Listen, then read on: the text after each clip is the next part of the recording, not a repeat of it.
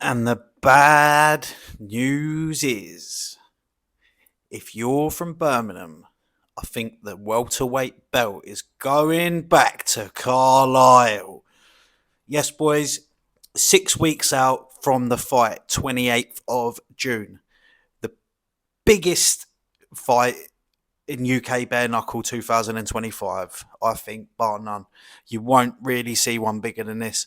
You've got Danny, the bastard Christie, is challenging for his third weight UK title against Connor, the Brumtown Bomber Tierney. Now, I've just been watching a few of Connor Tierney's fights back, especially the fight versus Johnny Graham, and I think I don't think it's going to be easy. Of course, it's not going to be easy. Connor Tierney is a very, very, very high level fighter, but I think there's a very, and very clear and concise way how Danny can win this fight. I personally would, and I'm not just saying this because he's my mate, but I personally would favour Danny Christie to win this fight because I've seen a few holes in the approach to Connor Tierney that really say styles make fights that really do suit Danny's style of fighting. So Danny is 5'11", Connor is 6'2", so there's a significant height difference there, which Connor has used to his advantage against a lot of fighters, i.e. Johnny Graham being 5'10", where he's boxed on the back foot, skipped out around the edge of the ring, very good lateral movement and very good footwork, and he's used a slight reach advantage against these with the height. But Connor's reach is 72 inches and Danny's reach is 73 inches. So something that Danny does really well, Connor is willing to concede the centre of the ring and he's willing to box on the back foot and circle out. He doesn't circle out just one way though, he does it very well, circles out either side, and he posts with the jab. Doesn't always throw the jab, he sort of holds it at just below chin height and he pokes it out, and that's good because it stops you from cutting the distance quickly. But Danny uses a lot of head movements on the way in, so he's going to be able to encroach the space with feints and head movement, which we've seen him do really well against Sean Rafferty in his last fight, for instance. He could close the distance, and when he's in there he will brawl. And once in the space, if you can get past that lead hand of Connor, if you can get past that lead hand that he just sort of pumps out, not always a lot on it, not always trying to do damage, not always trying to land, just pumping out. If you can get underneath that with the head movement, especially if you can pull off to the side where Danny has actually got the inch longer reach, he can wait for the shot to come, step in with the stab jab or a screw jab up the middle. It most probably will land, or just to step off on the the inside's a bit of a risky one because you're at a risk of leaning into a rear hand, but you can obviously slip.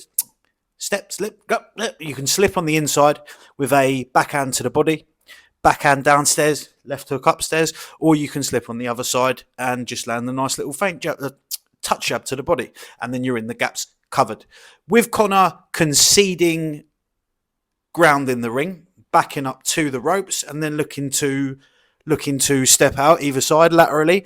If you can get him into a position where you are just on the inside of his jab, where your jab can land every time, you can stop him from stepping off laterally to his right by throwing a left hook, whether it lands, whether it doesn't. If it's nice and long, it's going to push him back the other way, or by throwing a rear hand. It doesn't matter if it lands. If you're in range, even if it doesn't, he's going to push him back into the middle. Then if you can get him in exchanges and brawls on the right with his back against the ropes, like Johnny Graham did really well, he throws a lot of hooks. And with the length of his body, the hooks are normally, he does drop to the body at times, but normally always to the head. So if you can counter with short, straight shots, if you can get close enough, the short, straight shots land faster than the hooks because they've got less distance to travel. And Johnny Graham sometimes lost in those positions because he just gave the wrong response trying to hook back. They were just sort of scrapping in there, just hooking at each other, and Connor Tierney was beating him because he was quicker. Danny doesn't necessarily need to be quicker. I don't think he is quicker, but he doesn't necessarily need to be quicker because if he places his shots well and he boxes cleverly, fights cleverly, scraps cleverly. He can touch with those straight shots down the middle when once he's encroached into that space and got Connor's back against the ropes, and he can most certainly land first just from being in the right place at the right time. Precision beats timing.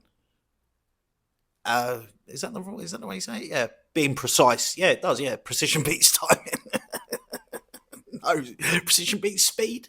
You know what I mean. Anyway, if you're precise with your shots and you throw them right, it doesn't matter how quick the other person is. I was trying to use a saying that I didn't really remember properly. And like I've said the other day, I've been getting hit in the fucking head loads lately. But you know what I mean. Anyway, Connor Tierney, where he pumps that jab hand out, he does leave his body open a lot of the time because it's just sort of a medium height. He's not going high with the jab. He's not going low to your body. So if you can get underneath it, you can work the body, especially if you're going to do 3-level combinations. You can go body, head, body, or you can go body, head, finish out. If Danny can cut the gap and stay in the gap and keep him in one place, with the fact that Danny's fought at the higher weights and taken shots off light heavyweights and middleweights, although Connor is a big hitter and he is fast, I do think that the power disparity probably isn't going to be that much of an issue for him. The other point I wanted to make of a hole that I've seen in Connor Tierney's game, and not necessarily a hole, but just something that he utilises quite regularly, that there is a way around, is he throws a naked right hand. He throws a naked right hand with no jab on the end, and I always prefer my fighters, unless they're a southpaw, if they've got their foot on the outside, then they get away with it. But if they're an orthodox fighter fighting an orthodox fighter, I prefer them not to throw a naked right hand. I prefer them to either put a jab or a left hook or even a feint on before, just to disguise it a little bit. He will wait for you to start closing the distance. He will sort of step off to the side slightly and he'll throw a naked right hand. But if you can sort of slip on the outside of that shot, you've got a clear and quite comfortable shot to the body. If you can slip on the inside of that shot, you can shut the gap really quickly, and then you can work from the inside of the clinch, which is something which Danny does really, really well. Connor is active in the clinch. He does fight well inside the clinch, but I feel like with the sort of shorter, stockier frame, I think Danny will probably be able to again, where he's fought at a heavier weight and he's been used to fighting the heavier and stronger guys.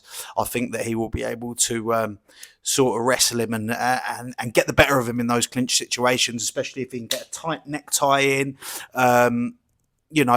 Tierney sometimes just grips around the shoulders or tries to get the underhooks in and wait to get broken up.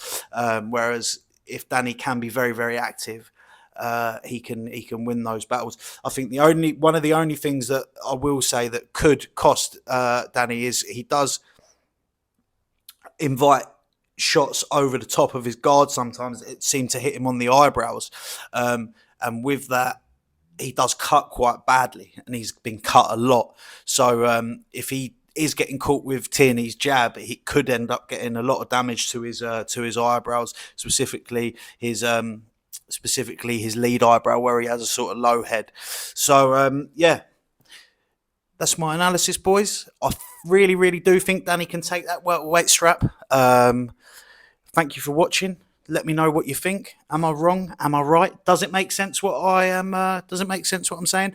And the reason why I could make a video about Danny's style and the reasons what I think Connor could do to beat him, but just in case, although this is very, very unlikely to happen, but because Danny's my mate and I do want him to win and I support him, I don't want Tierney to see it and maybe it help him. So I'm not going to do that. It's probably me just fucking being overthinking it. But yeah, I don't want to. I don't want to do that, and I don't want to be the reason for something like that to happen. So I'm going to keep that to myself. But yeah, thanks for watching, boys. Let me know what you think anyway. Adios, le bosh.